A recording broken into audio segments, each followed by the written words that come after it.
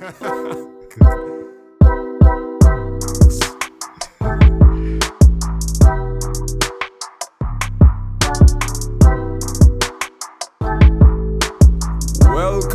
to the TriniTechcast. This is episode 32. It's a special episode and we'll tell you why. My name is Mr. Charles from makeITsimpleTT at makeITsimpleTT all over the place. And this guy here is... I'm Redbit Tech. I'm Redbit_Tech. And most places, and I'm now kind of still getting accustomed to that new intro. Yeah, somebody messaged me and tell me they really like the new intro. And I was like... You're one of the 20. He's like, yeah, I've been there for a long time. Cool. I feel we might cross the screen 20 barrier next week. I don't know. We'll see. Yeah, good stuff. Yeah. How was your week? It was good. How did he treat you in training? Like, boy, I feel. Who didn't listen last week? I didn't migrate, but I was on vacation for the past few weeks in the US, right? Yeah. And on the East Coast, and when I came back, I was like, the sun is like hell. The place was real hot. And up there was hot too. I was like, so down here, it's like I had to kind of get acclimatized to the heat. Yeah. Down here way hotter than up there, So this heat wicked. Wow. Like today, this whole week was like, what's going on? Yeah. My AC fighting on thing. Like I had to put on the AC and then put on the fan. To get the place cool fast enough. Like the AC will end up getting the place cool if it's on for like an hour. But if you want a quick cool, you have to put on that AC and that fan. That Lasco fan, saving lives. But so today we have a special episode as I told you, and we have a guest. Yes, we have a guest. Our guest is none other than Darren. I'll call him Darren because I don't want to butcher his surname. Dure. Listen, I was going to say Dure here, but that's okay. Yeah, I don't want to butcher his name. I've heard worse. We'll go with Darren. Yeah, we'll go Darren from CyberSafeTT. Welcome to the podcast, sir. How are you today? I am good, and as Redbit Tech was saying, I just came back from the US as well, but I came back from Las Vegas, and it was 42 degrees Celsius. Wow. That's Nevada, that desert, yeah. Wow. 42? 42? I feel like I open my oven when I walk into Nevada. And the thing about the heat over there, the heat is be humid, so like no wind does be blowing, it's just be... It'll be dry. Oh, yeah. Dry heat. Yeah, they want to be dry, yeah. Our one will be humid. Yeah. I was just surprised. Like, while I was up there, yeah, the hottest day was like 33, 34. Okay. And I'm coming back was like a shock. Yeah. It was real hot coming back here. Nice. But yeah, it was a good thing. So, Darren, I've known you for a while, and I always, see you involved in CyberSafeTT, and I don't know why, but we never really, spoke about it, or anything like that. So hopefully we get into that, how it came about, and your background in it, and your passion for cybersecurity and stuff. But I'm sure you'll get to that later on. Yeah, and stuff like that. Dure. Duhori. All right. Tell me what was pronunciation you ever hear because let me make myself feel good about. I enough of this in primary school. Do re mi fa sol la ti do. Oh yeah, I would not do that, but I would have think it. Yeah, so that's exactly how you pronounce it. Dore. Oh yeah. All right. Cool. Well, I've been pronouncing your name wrong for a long time, and I've been telling people. I say, yeah, it's our man named Darren Dure. He's do cyber stuff, so they could invite him to all your camp and all them kind of thing. Like I recommend you to so much different camps and places and schools. I don't know if they ever tell you, but I don't know if any of them ever went through with it. But because they used to ask me to come, and I was like, listen, it's a man who's doing better than me, check that fella. Yeah. I was rather busy this July, August. There were quite a few. So I didn't get a referral from Make It Simple though. But yeah. Well, I mean, no, they wouldn't because I'll tell them, don't say I send you. That kind of thing. I want to make it look humble now. All right, so let's find out something. The history of blocking your face. All right, this is just for the video part. History of Darren. All right, Darren, tell us.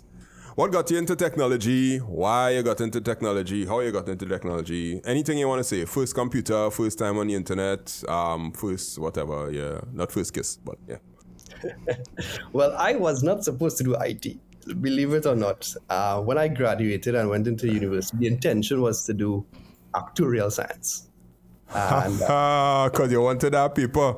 I wanted that paper. Yeah. Went into UE, and so I got into maths comsci, or comsci. Actually, it was computer studies. So that was maths comsci and management, right? So this is your boy being told to write a program. I didn't even know about a floppy disk. I mean, nothing. I didn't even know where to begin, right? Don't go too far back in history, because this man here does clung here with age and things sometimes. But go ahead. Once you say floppy disk, I see his face light up. No. I know about floppy disk. I know about the small one. I don't know about the big one. The five and a quarter. Yeah. Go ahead, I mean, the rest really was history. We started off that first year class with 156 students, and in year 2 there were 32 students. Thanks to good old Dr. Kalicharan, may he rest in peace. That man, just saying that name does strike fear in the hearts of people. Go ahead. Yeah. Yeah, and I just kind of got to like IT. I had to actually go away to do actuarial science. And, I made the decision to stay down, and I mean, it was one thing after the next. My first job out of UE was working for a company in the US, sort of remote work. So even back then, I was doing for real? Yeah, man, working from home. And we were working in the 2000s? We were working on the Y2K bug. That was 90. Late 90s, you're working remotely on a 56K modem? No, but let me tell you. So we daisy chained a couple modems, and we were up to about just over 512. Yeah. No. Yeah, all these things sounding real ancient to me. You can't tell me you daisy chain modems. Oh my Lord, hard luck. I sorry, I didn't mean to. We'll get into internet speed later on, right? Yeah, we'll talk about you, because you've been there. You're born in the darkness, it seems. Yeah. You're born in the darkness. Yes, you have it right. I mean, we were terminal code into computers, ensuring that they were not susceptible to what everyone in the world believed was the end of IT. When we hit 1999 to 2000, whether or not the bits would have taken care of, planes would not fall from the sky, the whole works. I mean, there were a few bugs that we did find that we had to fix. Worked for two really major organizations, 1-800-Flowers.com. Sure you probably heard about them. Yeah. And a major Wait, bank now you agent. fix 1-800-Flowers.com? Well, we made sure that they could have still deliver flowers on New Year's Day, right? Wait, I need to shake your hand. Like 1-800-Flowers is a big add-on cable, Like Yeah. And they were big since then, Yeah. Okay. That's cool. And then, that's cool. I mean, right after that, I was swooped up by UE as the webmaster, and I stayed there. I'm still there. I'm now the enterprise application support manager at UE. And I mean, the rest is history. So many things happen, in between.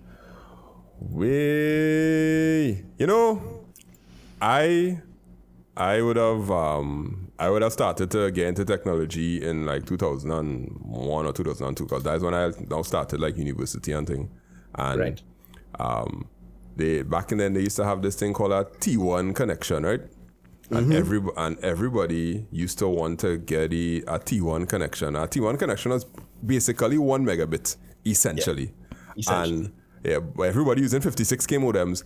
And you telling me that you was like using that and daisy chaining modems and working off a terminal and working remotely in the late 90s from Trinidad and Tobago.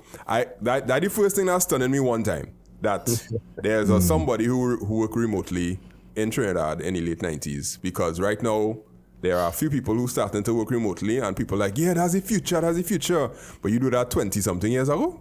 That's tough. I mean, so talking about working remotely, I know, so for COVID, you probably had no choice to work remotely, and a lot of companies transitioning back to coming out into the office, so What in terms, I know, and you're the enterprise app manager now, as you say, you transition from, probably on the team to being the manager and managing a team. So in your experience, because a lot of people talk about, work from home, less productivity, or some people say more productivity, or some people like to see people in the office to, kind of manage them that way. So what's your take on that whole work from home, seeing both sides of it and seeing that you even did it, that's how much years ago, 20 years ago, something? Yeah, more than that, yeah. Yeah. But it's something to really look at from all perspectives. he old school. Watch out,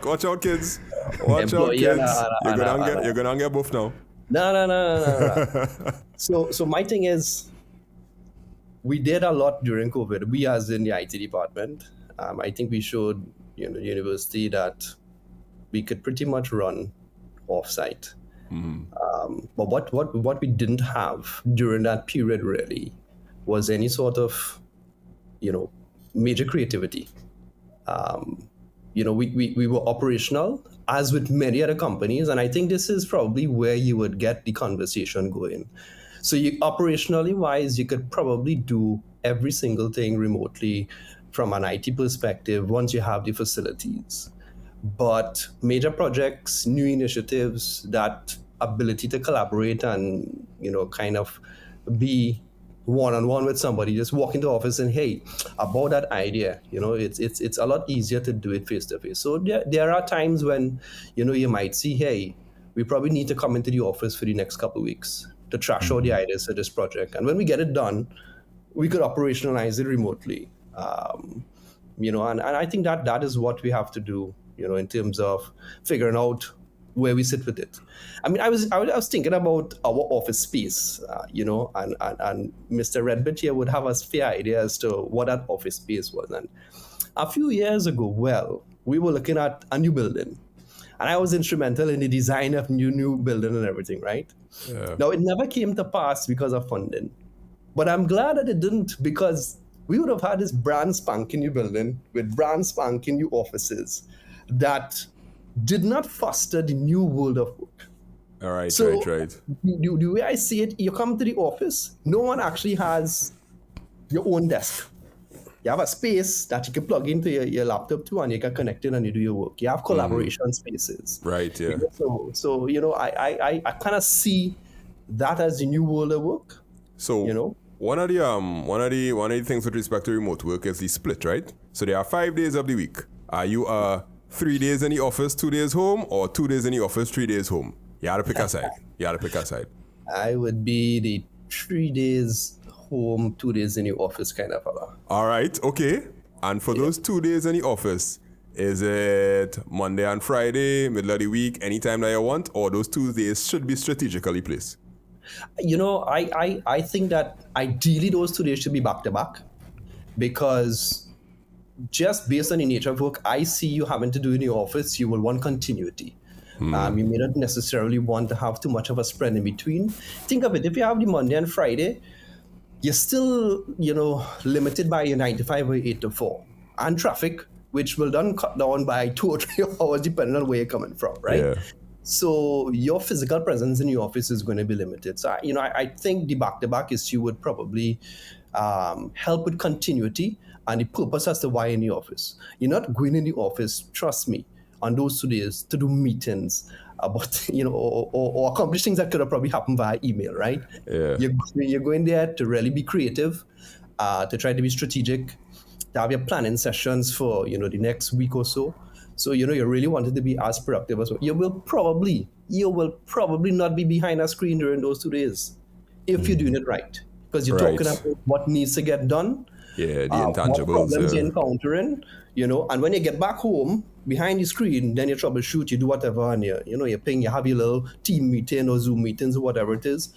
Yeah, and then you kind of move it from there. Okay. Like, you're sounding real bright. So that's letting you know that you're sounding real bright. And that's... Is the mic. The mic is... I mean, now the light, is the lighting too? Yeah, I see, the little LEDs in the back there. I seen it. I seen the color changing, yeah. That's always make people look brighter.